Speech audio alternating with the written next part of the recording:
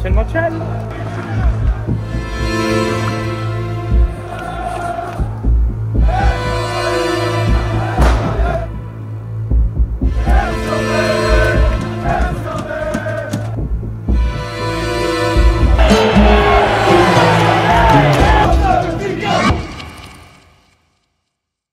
In occasione dei quarti di finale di Champions sono andato a Milano per vivere uno dei momenti più affascinanti delle competizioni europee, i cortei, momenti in cui i tifosi delle squadre ospiti si aggregano per raggiungere lo stadio. E come molto spesso accade nei miei viaggi, il piano era non avere un piano. In centrale in metro è letteralmente follia per la quantità di gente, probabilmente tutti per il sole del mobile. Ora vado un attimo a appoggiare lo zaino da un amico e ci tuffiamo in mezzo.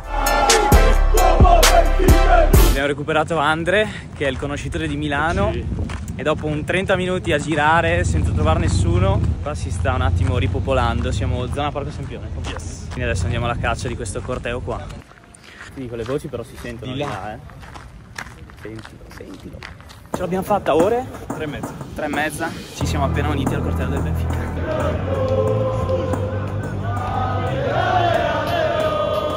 Al nostro arrivo la situazione era ancora molto tranquilla. Il momento perfetto per capire qual era il percorso, chiedendo a polizia e tifosi del Benfica come si sarebbe evoluto il corteo. Benfica, caralho! Né i tifosi né la polizia sapevano con quali tempistiche si sarebbe evoluto il corteo.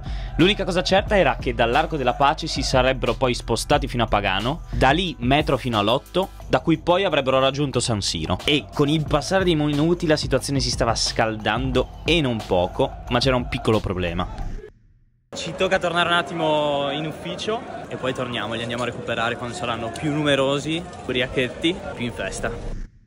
Esattamente un'ora e mezza dopo che abbiamo lasciato diciamo l'inizio di corteo, stiamo tornando, sento cori, sento vibes. Ho appena pubblicato un reel e giustamente uno mi ha scritto: il bello del calcio. Ed è esattamente la riflessione che ho fatto io in Qatar quando ho visto quel clima così soft, piatto, per certe squadre, ce n'erano altre che spingevano, ma proprio lì ho realizzato dove la tifoseria spinge, l'esperienza è completamente diversa. Da quel giorno ho detto: buttiamoci in questa cosa qua, raccontare le tifoserie, questi momenti qua in mezzo alle città, magari delle partite europee, di quelle anche normali di campionato. In tutto questo sento i decibel della tifoseria che aumenta.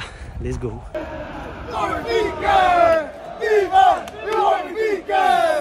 La situazione dopo l'ora e mezza che sono andati via.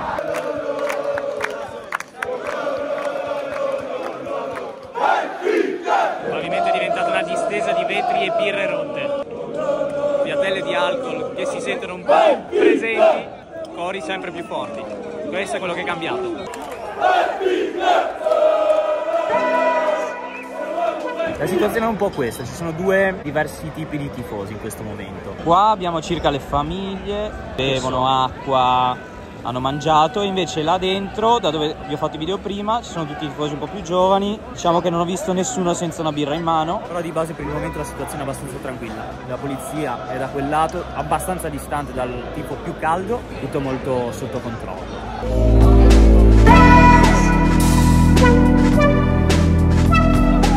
La gente si sta improvvisamente dileguando, non capisco dove. Si parte. Davanti sono i fumogeni, palesemente indietro.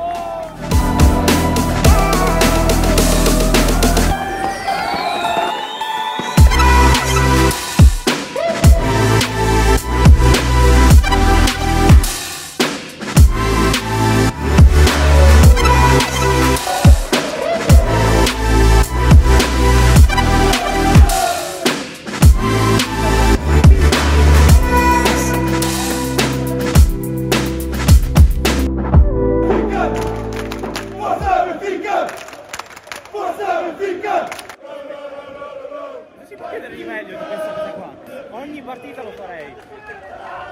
Poter andare in giro per l'Europa, buttarsi dentro queste situazioni.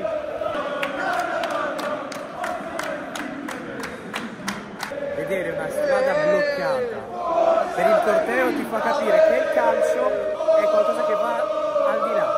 Stessa cosa che avevo pensato quando ho visto la festa scudetti di Duomo del Milan l'anno scorso. Il calcio di più è una religione. Forza Benfica! Forza Benfica!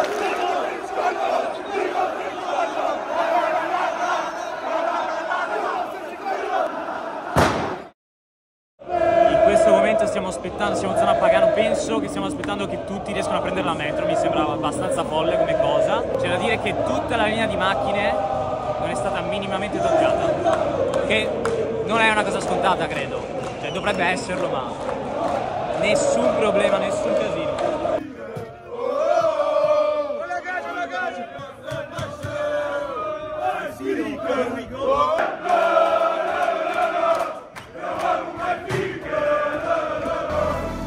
Entrando in metro ho realizzato due cose. La prima, che fare un corteo così non è per nulla rilassante e soprattutto è abbastanza pesante, 20.000 passi in 5 ore. E la seconda è che i cori portoghesi sono un sacco ripetitivi. E infatti questa cosa me ne ero accorto anche in Qatar e in Inghilterra, su quanto l'Italia abbia dei cori vasti, belli variegati e probabilmente di un altro livello.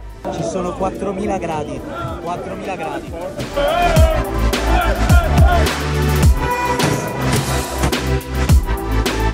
Sono le 18:47, sono praticamente 2 ore e siamo nella seconda parte del corteo. Stiamo arrivando a San Siro. Senza dubbio un'altra spunta su un'esperienza che volevo fare e che la consiglio a tutti.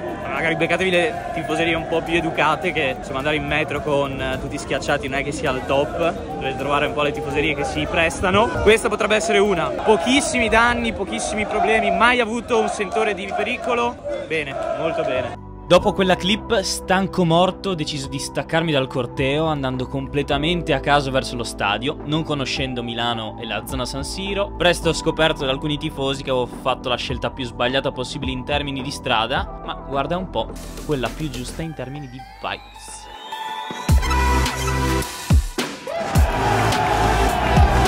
Arriva il pullman dell'Inter. Non so come ci sono arrivato qua sopra, è valsa la pena.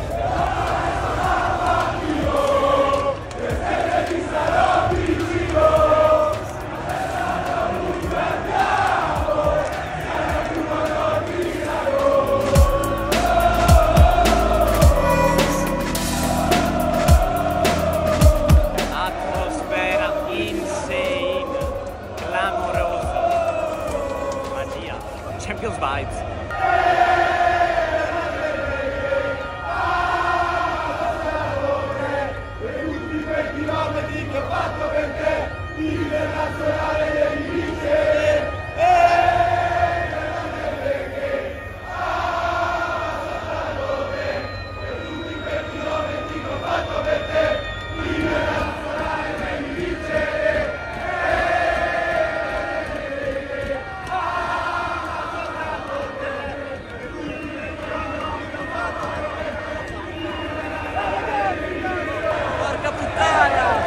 Ringrazio la stabilizzazione di iPhone perché ho le mani che mi tremano.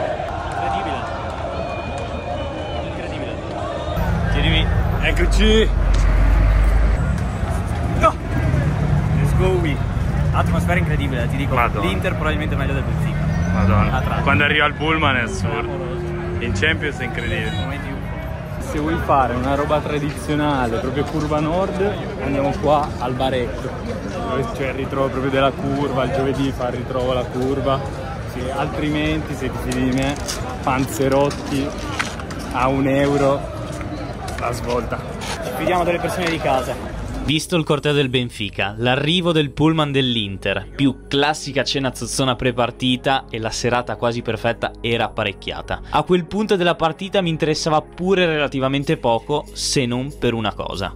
Dopo i 2 baghi presi dalle coreografie del Milan, mi aspetto la coreografia più bella di sempre.